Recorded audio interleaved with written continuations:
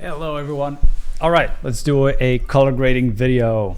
How do I color grade CGI footage? In this case, we're going to be looking at this clip from Graysons' new workshop, Ultimate Destruction for video games. So essentially, I want to show you my workflow and how I do color grading. I'm not a professional color grader. Well, I don't even know what professional color grader means, honestly. I just do a bit of everything. I'm a professional full stack artist, but I want to show you my workflow. And I did do professional color grading before. I color graded a few video game cinematics. One of them was a cinematic for Gears of War. So I did this before. So essentially, yeah, I wanted to show you how my workflow looks when you get like linear EXRs like this. So it looks kind of janky and, you know, not that nice. And how do you color grade this so it looks cool and cinematic? If you guys want, I would be interested in doing a full color grading workshop for VFX and CGI, and also some live action, or how do you combine live action with CGI and VFX elements. I think that would be interesting, so I can quickly show you. So I have a few things kind of prepped that we could take a look at. So this would be a full CGI. I don't know, why are we getting those errors? But this will be a full CGI render. So this is how it looks like. This is the linear EXR, and then you color grade it, and it looks pretty cool, I think. And then this is the reverse shot. And there's a lot of different ways you can do this. So I made two different flavors. This could be one flavor, and this could be another flavor. Two different movies, two different kind of emotions. So this could be 1, 2, 3, 4. So then you can pick and choose whatever you want.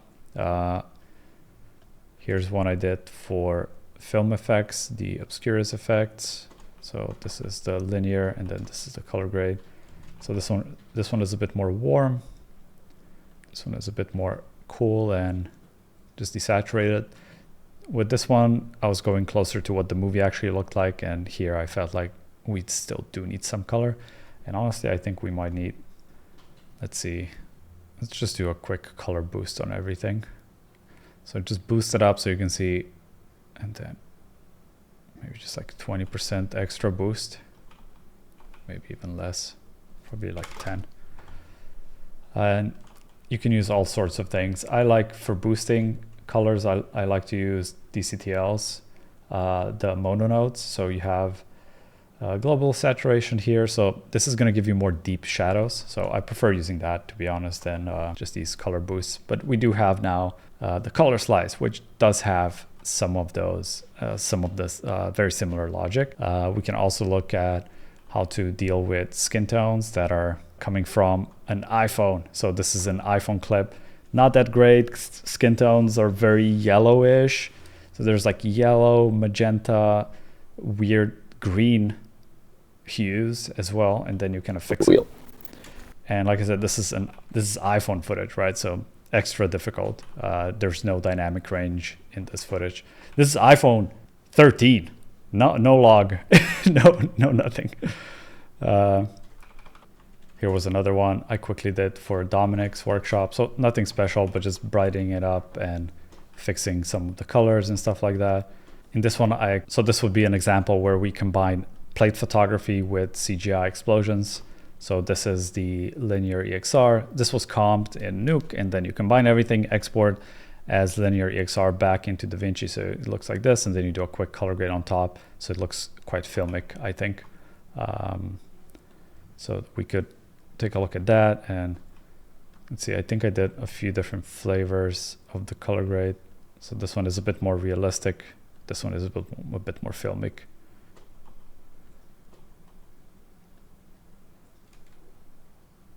Yeah, I think I prefer this one. Sweet. So let me know in the comments if you want to see a full workshop on this. I think it could be like a 5 to 6 hour masterclass on how to do cool color grading. So let me show you my workflow here. So essentially, when this comes in, it looks like this. So just linear EXR. We have a lot of depth here, there's a lot of dynamic range. Let me create a new, let's see, 3, and I'll just depth. So if you do this, you can see you can lower. So if we change our offset here by quite a bit, we're gonna have to scroll down a lot, but you can see the more we're going down, the more data we are revealing. So there is data here, it's just kind of hidden from us, right? So what we have to do is, there's a bunch of ways. There's like a lot of different workflows to extract back all the dynamic range. So it's actually useful for us to color grade. But in this case, we can put down an ACES transform, and we can find ACES, yeah, where was it? CGI. So that's step number 1. And the other one, we can say, let's do sRGB. So we're kind of back in that. So now the image looks much more correct. And you can see there's quite a lot of dynamic range in this image that we have here. Nothing is really clipped, right? You can see the scopes, everything is now within range, whereas before it was completely blown out in the highlights and the shadows. The other thing is that I do then is, just for the sake of simplicity, I use a plugin called Filmbox Pro. A big shout out to Video Village. They're the best. They hooked me up with their plugin, and they also have a scatter that I use quite a bit, and it gives you a really realistic kind of pro mist type of scatter. It's amazing. And Filmbox just gives you that lookup table and film emulation that you would see in movies, and it's so darn good. Honestly, it's the best plugin that I used so far. So once you have that and you apply it, you immediately get colors, but they're not the correct colors because we need to see what our source is, right? So you can pick from all the different cameras, or you can even pick from ACES CG. So if we bypass this and now we pick our input as ACES CG, we're gonna get here, which is kind of correct. It's kind of like where we want it to be. We could always put more contrast later and dial this down. So that could be one way of doing it. So this would essentially be your IDT, or input device transform, and then this would be your ODT, so output device transform. So you can do it this way, or we could just convert it to sRGB, right? So we get this, and then what I like to do is to actually do another transform, color space transform, and go from sRGB to DaVinci wide gamut. And now on the film box, instead of CG, we would say DaVinci intermediate. It's going to look very similar, but that's the workflow I prefer. So this would be our IDT, and then this would be our color grade, kind of ODT. And you want to do just simple fixes here at the end, because most of your fixes now should be happening here where we have a lot of dynamic range, or in some cases here you could do them as well. So I would stack this up like this. Here I would do fixes. So let's say our lift, you can see here when we're lifting this down, we're not really clipping the black levels, right? You see how nice they go? It's almost like, so you can see how nicely our shadows go down. It's like so organic. It's almost like we're just dropping down the exposure, and you can see we're not clipping anything.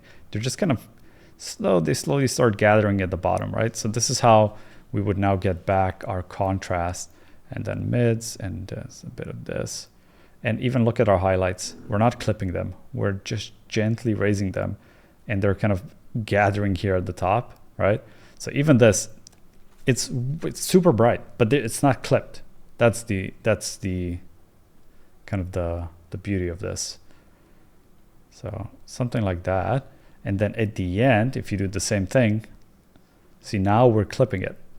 This is ugly now because we're literally clipping everything. So do your adjustments here in the middle where we're actually changing the high dynamic range image before you do your ODT transform. Because once you apply this, once you apply the lookup table, you go back to kind of low dynamic range space. So anything after your ODT, this is, you see, we're going to be clipping, and we can definitely clip our shadows now. You can see like there's nothing here. We lose all the dynamic range. So just be careful when you're doing this, but definitely if you look at our blacks, they're a bit lifted. So at the end, you would just slightly push them if you want to, obviously. Like a lot of films, they don't do it, and they just keep them raised up a bit. So there's it gives it a bit more of a faded kind of look. So that's the simplest way of doing it. And then you would start putting on your exposure adjustments, color adjustments, and also kind of all of your masking that you would do, right? So after you do this, here you could then start shaping your image. So we could start shaping this a bit, and this is too bright here, so we could do another one. So do it like that, just put down the gain. Like so, and then we can do another one, and we could brighten up the middle part and increase the contrast so we get back that punch, and then put the gamma down a bit. So you can see how much punch this would give us, right? Make this bigger. So things like that. Also, instead of doing them one after the other like this, you would put them in parallel. So like so. It's much better because now they're not affecting each other. They're all still working from the same source. So this is going to be a bit better. But yeah, things like that. So that would be kind of my first pass of doing this. So essentially create your IDTs, create your ODT and look. And also this film box thing deserves its own kind of video, I think. But they have so many cool options. I love doing this neutralizing. A lot of times this helps quite a bit to neutralize the colors. If you have too many deviations in colors, it's just going to reduce them and kind of simplify the color palette. Vibrance, self-explanatory, color density, they have that. So immediately you get some of that. Let's see, and then push and pull. Vibrance, yeah, a bit more density. You can do split tones, although in this case I don't think we need to. There's a very nice halation that you can do here as well. So this would give you some more filmic looks to it. And also grain is amazing. Their grain is pretty good, and I don't like saturation on my grain. I just put the saturation down and then just add some film grain. So that would be kind of my level 1 grade on this. So this was then the actual grade that I ended up doing on this. So we have our IDT, and then we do a bunch of these shapers. So in this case, I only did this one. Funny enough, I brightened it up because I wanted to see more of the tornado, essentially, in this case.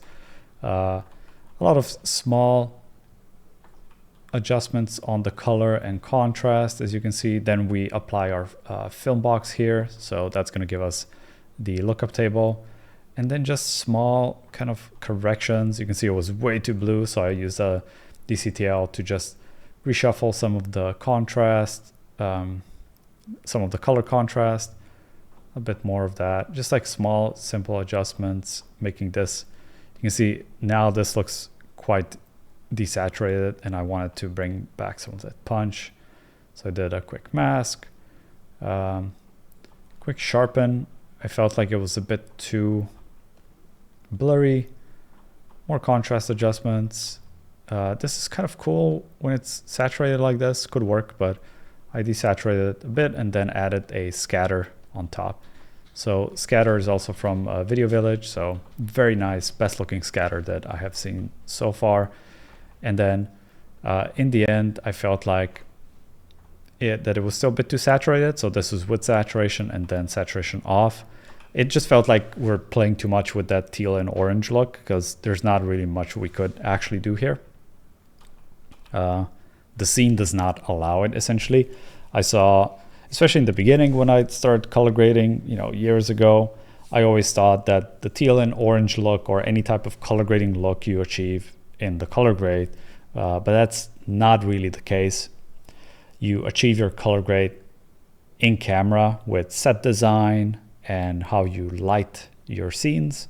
So it's the same for CGI, you need to be careful about your colors in your scene. So you need to understand color theory, because it's really difficult to fix things in post with color grading. If your color contrast, color ratio, and color palette is wrong in the shot, it's going to be hard to fix in the grade.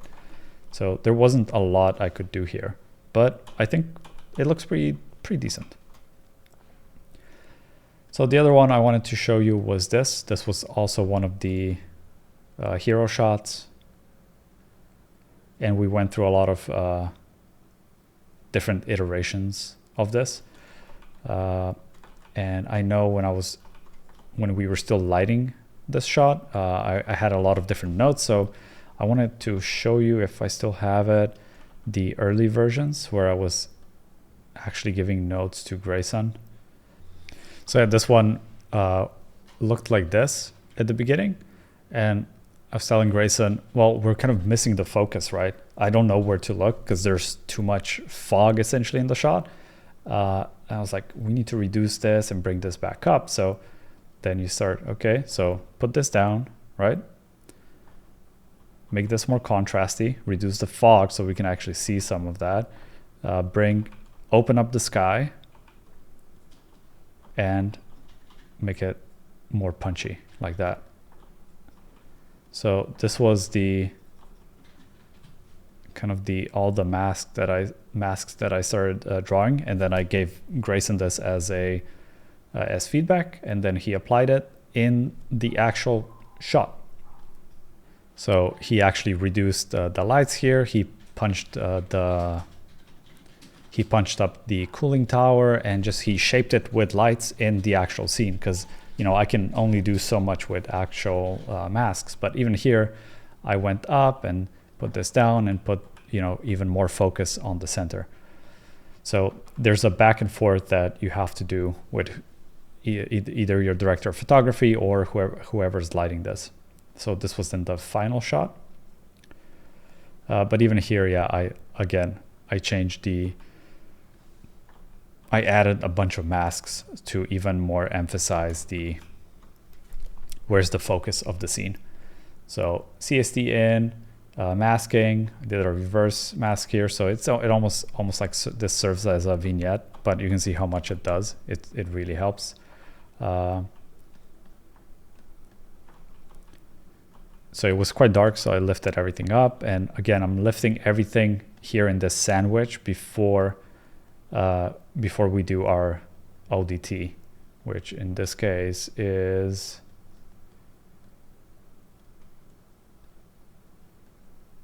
here. So this, I would put it usually here, and then these are the scatter. So 3 scatters, I would do it like this. So I usually just name the main ones. So this would be ODT film. And then here, these are scatter, and these are just the small contrast fixes, as you can see at the end. And some, I think I desaturated, but honestly, I kind of like it with more saturation now. Yeah, I think I removed, well, no, I actually added a bit of blue back in. But again, there wasn't that much I could do with colors, because literally the whole scene is just orange and blue. So, but yeah, CSD. It's not CSD. Oops.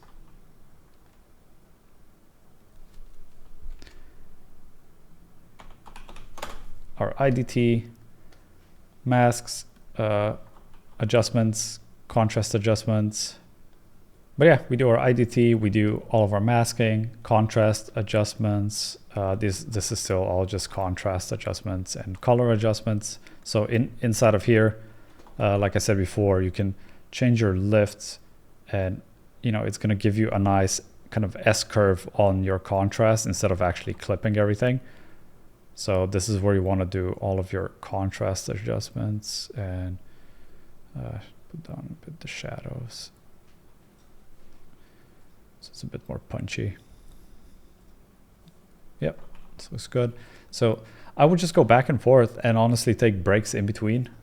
A lot of the time I'm like, oh, this looks good, but then I come back and it's like, oh, this is completely jacked up, you know, it doesn't look that great, or the color is wrong.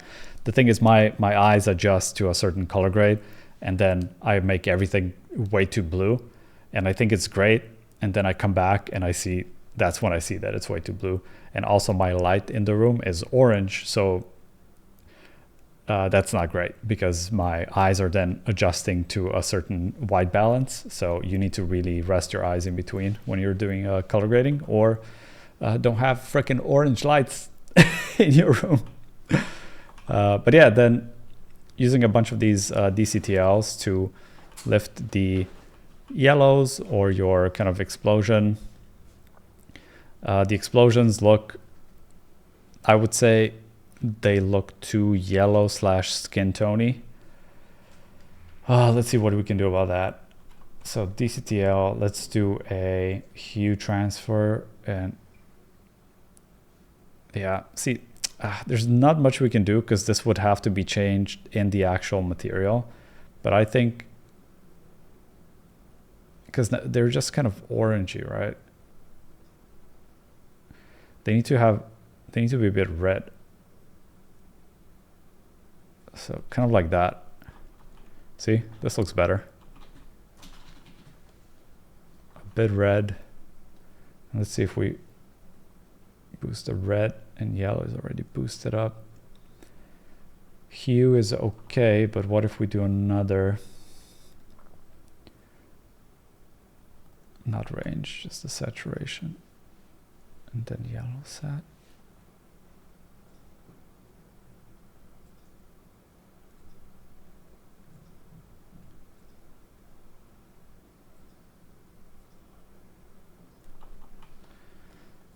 Yeah. They still look too brown. But yeah, I'm not, those are kind of the things I would be fixing later on the explosions. But yeah, they just look too brown and not red enough. And the problem we're gonna have here is, because if this is kind of baked into your effect, I would be changing this. Well, I would be giving feedback now to Grayson and be like, can you change the shader of the explosion a bit so it's not just monotone orange, but put some red into it, and that would help me a lot. But I could with these DCTLs, I could shift it, or you know, we have these things, so we could pick our colors a bit and shift them, but we have to be careful because then we're going towards you go away. So yeah, this would be a pain. Yeah, so it would be nice to have maybe a mask. Oops, no, I went the other way.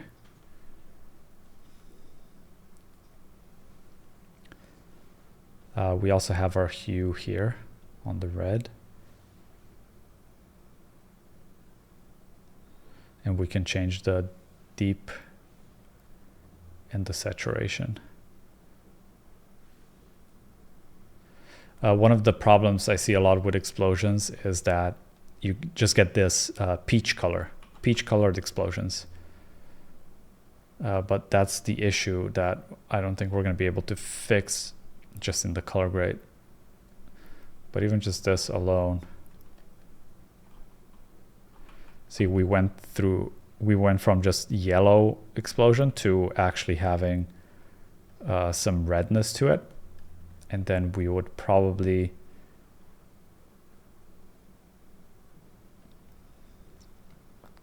go back like this. So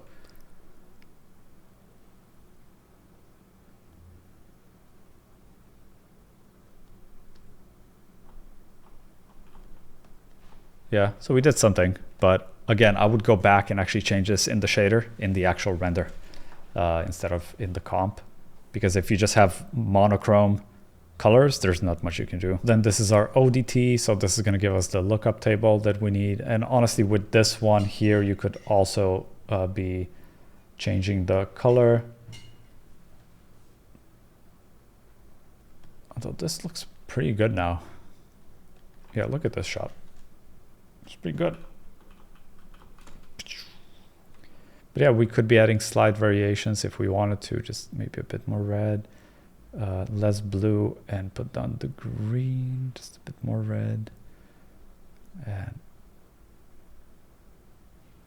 so now we went away from the complete teal and orange, but we added just a bit of that kind of, I'll almost say like Saving Private Ryan look. So it's more like a war film. So if we go to this frame that I really like, yeah, this looks pretty good. You know, versus before. So if we disable the printer lights now on the film box, see, this kind of feels more like a video game, and this feels more like a more serious movie now. And it's literally, he just changed like 3 sliders just a bit. It's crazy. We also can add a bit of the split tone. So now we're going back to the teal and orange, but kind of looks cool. I'm kind of digging this. Honestly, this kind of looks better. It looks better than before. Oh no. I kind of wish. See, that's what I'm saying. I need like 2 or 3 sessions of color grading. Yeah, this looks great now. And the explosions are more red now, not just brown. Yeah, it's pretty good. And then what else do we have? 3 different scatters. Oops, what have I done? What have I done? We have 3 different scatters here. So 1, 2, and 3 wide, medium, and small scatters. So nothing special. Changing the levels a bit, so you can see here we still have detail. I think I was going too harsh here, so I would lift it up just a bit so you can see we're not blasting or clipping, but I kind of like it that it's just, yeah, this comes back to that dynamic range. Honestly, that we would need maybe another light in Unreal to lift it up just a bit, so we're not clipping anything or losing any dynamic range. And then this DCTL is some more blue strength and the global saturation. Yeah, I like it. Looks pretty good. So yeah, that would be my workflow. This one isn't super organized, but that's usually how I work with my first pass. I just go and I do like brush strokes.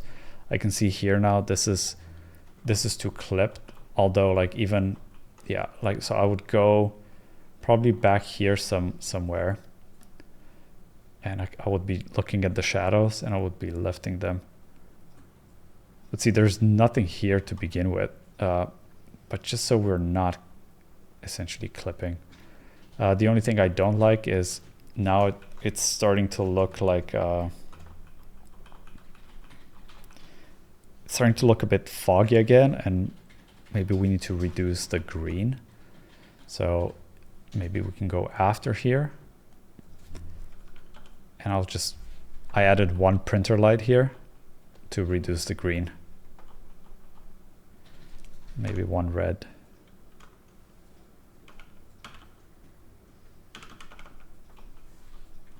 Yeah, something like that.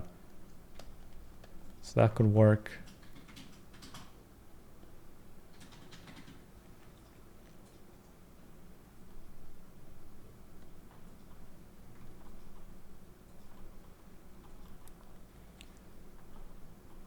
And you can see how much just a few masks can reshape the whole scene, right? So this is without, looks quite flat. With, you don't want to overdo it, but it really brings everything together. All right, muchachos, that's it for this one. Like I said, if you want a full workshop on how to do this, and I'll guide you kind of step by step on a lot of different examples, let me know. I would be happy to do it, but I'm gonna do it only if there's interest.